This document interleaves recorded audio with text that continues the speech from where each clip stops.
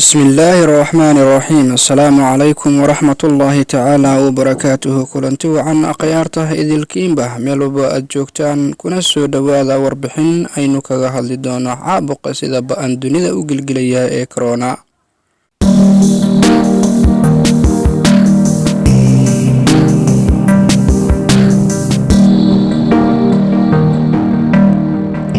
waa maxay COVID-19 waa mid ka mid ah bahda fayraska waaweyn kaasoo sababa xanuunada halista badan ee ku dhaca xayawaanada iyo bini'aadamka waxaana uu ku dhacaa habdhiska neefmareenka bini'aadamka wuxuuna wataa qunfac iyo qandho wuxuu ku bilowdaa sida hargabka ugu dambeynna wuxuu noqdaa cudur aad u daran.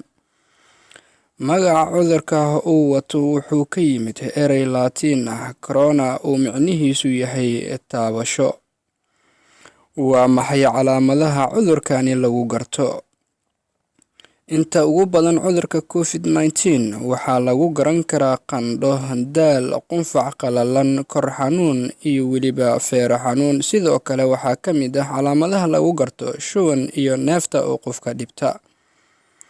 dadka qaar wax calaamad ah laguma arko mana dareemaan wax xanuun ah. boqolkiiba 80 waa ay ka kacaan ayaga oo daawo helin.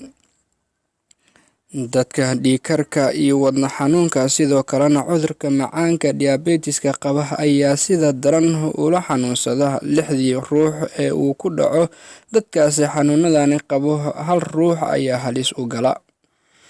dadka qunfaca, qandhada ama neefta dhibayso waa inay si degan ama si degdeg ah ula xiriiraan xarumaha caafimaad.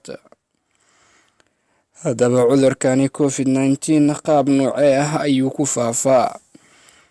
sida la ogyahay fayraskani wuxuu ku faafaa dhibic qoyan oo ka timid qof qaba cudurka afkiisa iyo weliba sankiisa. qofku qunfaco ama hindhiso oo ay ku dhacdo shay agtiisa yaala lana isticmaalo sida miisaska dushooda ama walxaha kale oo la qabsado iyadoo fayrasku ugu gudbo qofkii gacmaha ku taabta meel dhibcaha yaalaan oo lagu qunfacay ama lagu hindhisay kadibna gaarsiiyaan afkooda, sankooda ama indhahooda. waxaa la xaqiijiyey inuu xayawaanka u gudbin karo bini'aadamka sidoo kalena la iskugu gudbin karo qof cudurkani. haddaba fiiro gaar ah waxaa jira dood ku saabsan arrinta habo ma la iskugu gudbin karaa cudurkani oo ay dhaqaatiirtu inta badan aaminsan yihiin in aan hawada lagu kala qaadi karin fayraskan balse lagu kala qaado taabasho dhibcaha afka ama sanka ka imaaday marka la qunfaco ama la hindhiso. haddaba sidee loogu hortagi karaa caabuqani dunida sida ba'an ugu baahay? waxaa lagu hortagi karaa ama ay soo saareen hay-adda WHO in gacmaha si joogto ah loo dhaqo laguna dhaqo saabuun. sidoo kale in la daboolo afka iyo sanka xilliga qunfaca ama hindhisada iyadoo la isticmaalayo tiish ama maro nadiif ah. sidoo kalena waxaa la isticmaali karaa qofka markii uu hindhisoonayo ama uu qunfacayo inuu xagashiisa suxulka soo laabo deetana afkiisa iyo sankiisa ku qabto. siyaabaha kale ee loogu hortagi karo cudurkani waxaa ka mid ah inuu qofka bini'aadamka xoojiyo difaaca jirkiisa taasoo cudurkani ku muujinayso dadka sida ba'an ugu dhintay ama dadka uu galaabsaday ay difaaca jirkooda liiteen. sidoo kale cudurkani waxaa loogu hortagi karaa in aad ka fogaato qofka qunfacaya ama hindhisaya masaafo ilaa iyo 1 tilaabo ah ugu yaraan 1 mitir.